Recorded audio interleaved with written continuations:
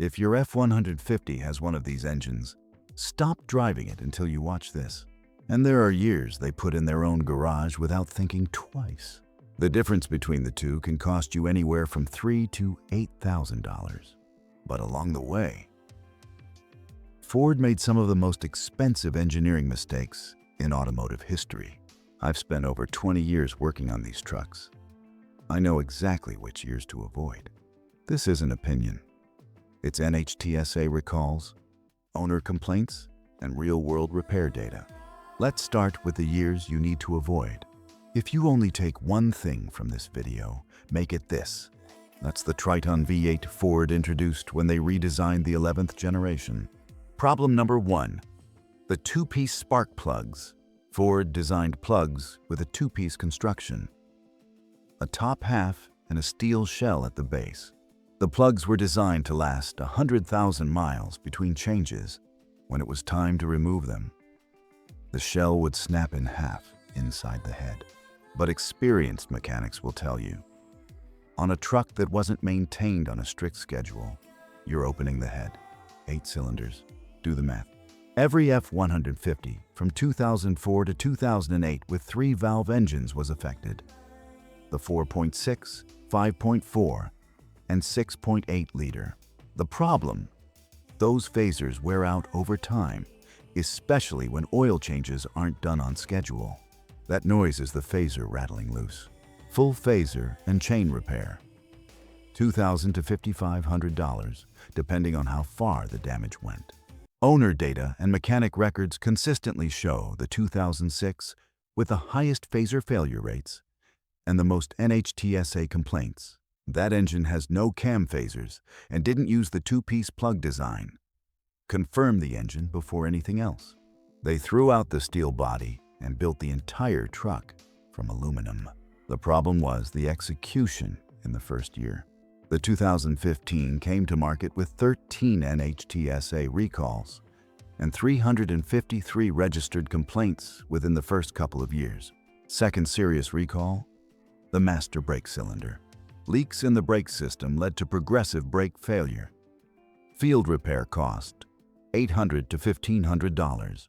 Ford was still refining the surface treatment and painting process for aluminum panels. Some owners reported early bubbling and peeling. When that module failed, it could take out multiple systems at once. Windows, locks, dashboard display. Ford was learning how to work with aluminum at industrial scale. The early buyers paid for that education. Years to avoid. Number 1. 2018. This one is going to surprise a lot of people, but the reliability numbers tell a different story. The 2018 accumulated 17 NHTSA recalls, the most of any modern F-150. Ford introduced an updated Coyote in 2018 with cylinder deactivation. On a significant number of trucks, it burned oil silently.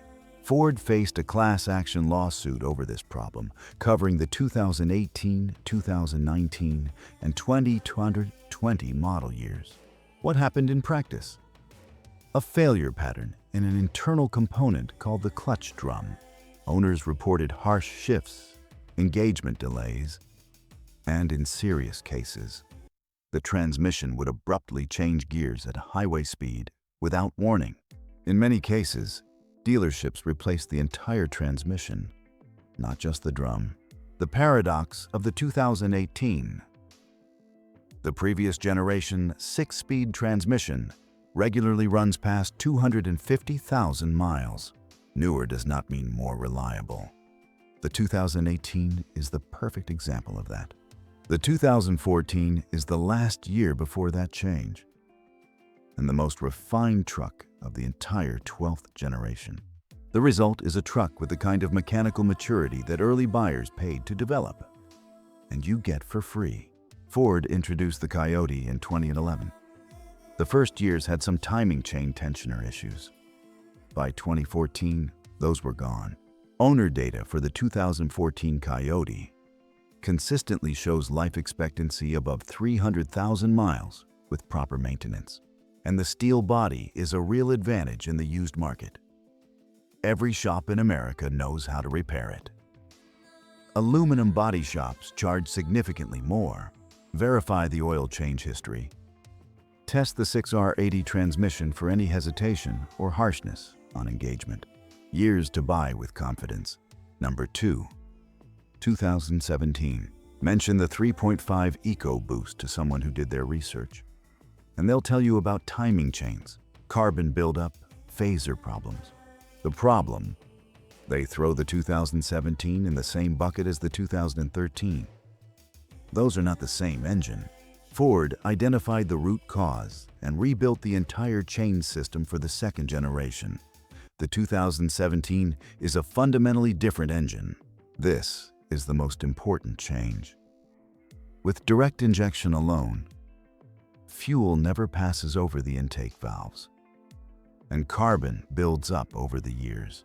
Real-world result: owners of 2017 and 2018 F-150s with this engine are passing 200,000 miles with no chain rattle, no carbon buildup.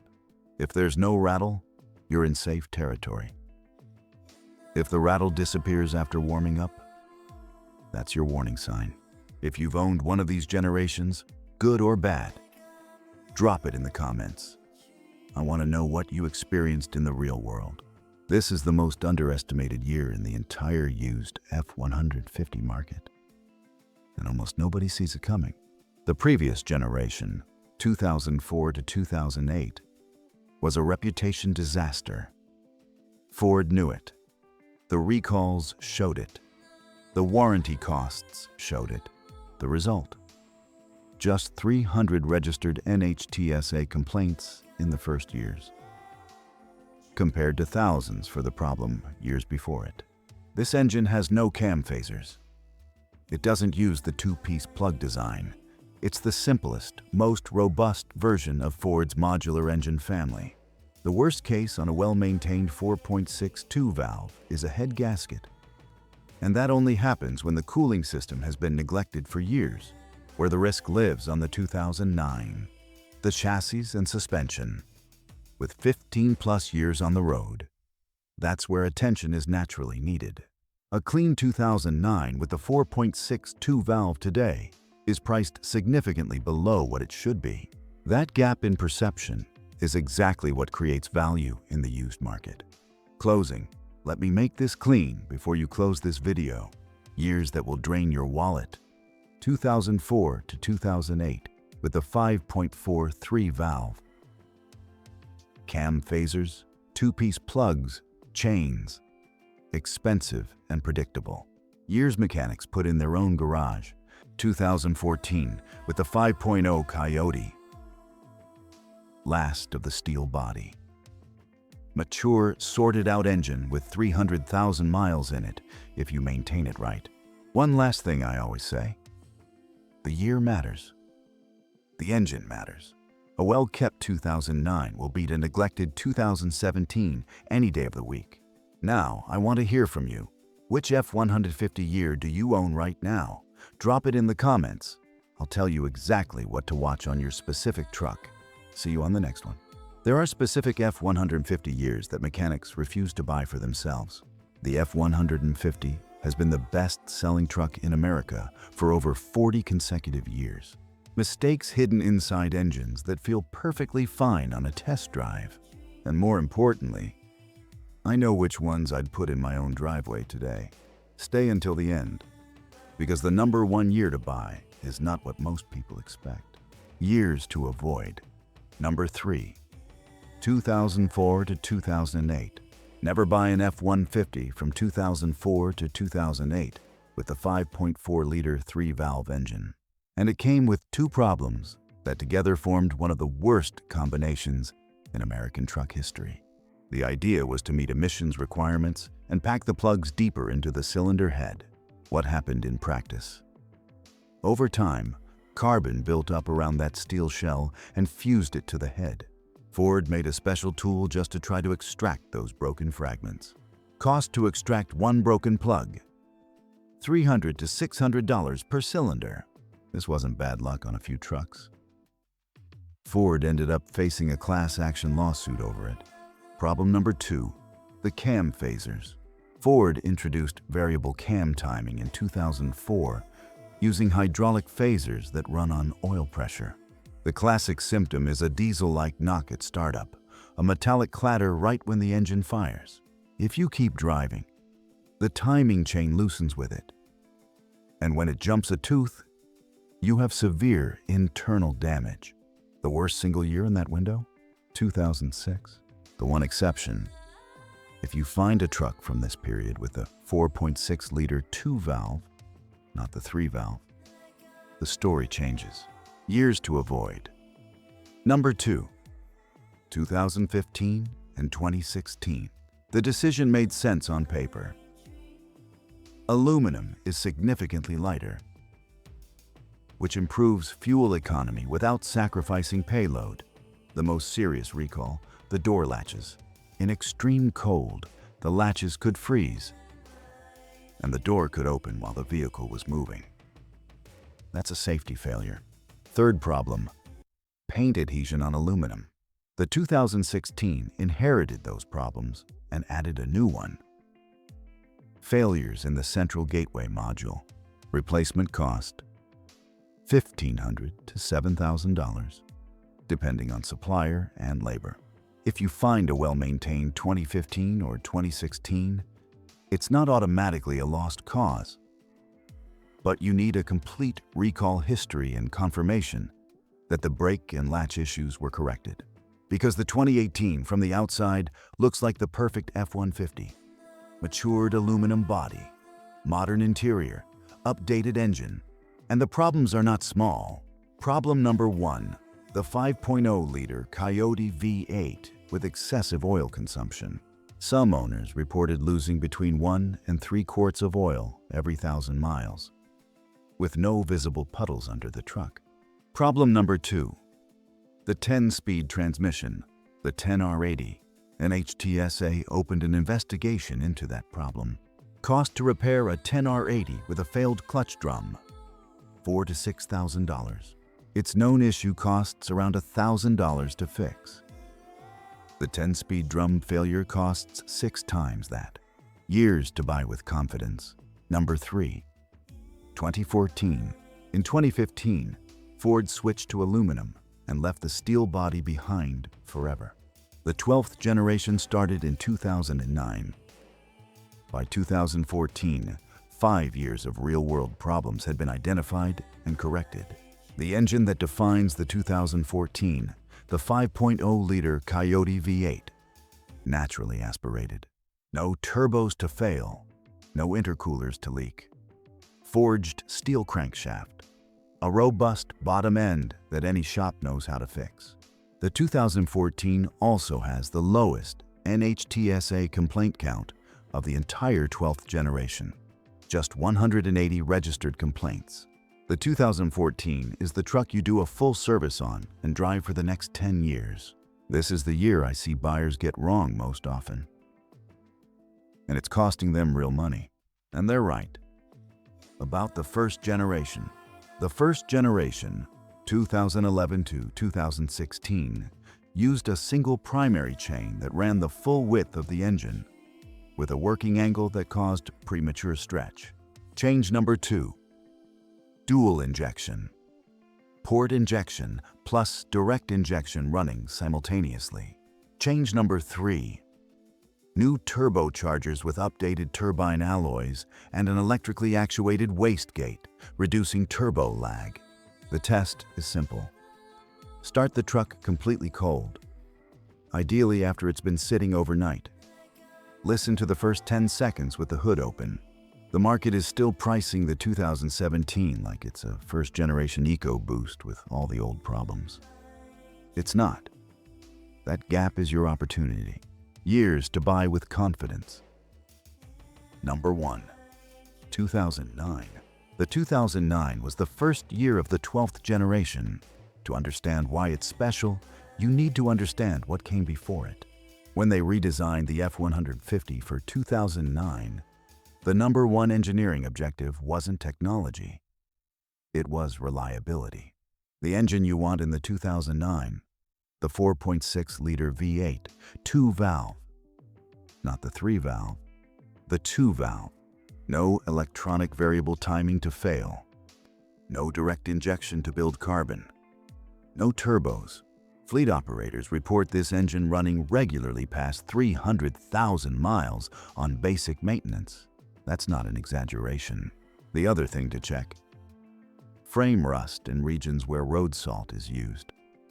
Before any negotiation, put the truck on a lift and look at the frame. The market looks at it and sees 15 years old. An experienced mechanic looks at that same truck and sees an engine with 15 more years left in it. 2018, 5.0 burning oil, 10-speed transmission with clutch drum failures, 17 NHTSA recalls. The numbers speak for themselves, but neither one matters more than the maintenance the previous owner did or didn't do. Before you buy any used F-150, any year, take it to a shop you trust. 30 minutes on a lift can save you years of problems. If this saved you from a costly mistake, hit subscribe. New video every week. In 2015, Ford did something they had never done before in F-150 history. The oil was leaking into the combustion chamber and burning off. No warning until the engine was already damaged. Ford introduced the new 10-speed automatic in 2018. The goal was better efficiency with smoother shifts. What to check before buying a 2014? Confirm the engine is the 5.0 Coyote, not the first-gen 3.5 EcoBoost, which still had timing chain issues that year. In more advanced cases, it would jump a tooth at shutdown, causing a timing misalignment and severe internal damage. Change number 1. 2 separate primary chains, 1 per cylinder bank. Working angle cut in half. Wear problem eliminated at the root. Cleaning that carbon. $500 to $800 every 60 to 80,000 miles. Gone with port injection. One thing to watch on the 2017. Some examples develop a rattle on cold start caused by a phaser locking pin losing oil pressure after sitting for hours. Consumer Reports rated the 2009 as very good for reliability. The NHTSA gave it a top safety pick designation. Head gasket replacement on this engine. $800 to $1,500 at a good shop. Control arm bushings, tie rod ends, shocks. Normal maintenance for a vehicle this age. 2015 and 2016. First year of aluminum. Latches, brakes, paint. Ford was still learning. The early buyers paid for the lesson. 2009 with the 4.6 2-valve. Simple engine, proven, inexpensive to maintain. Check the frame. That's the only real risk. 2017 with the second generation 3.5 EcoBoost. Redesigned chains, dual injection, eliminating carbon. Check the phaser on a cold start before you close the deal.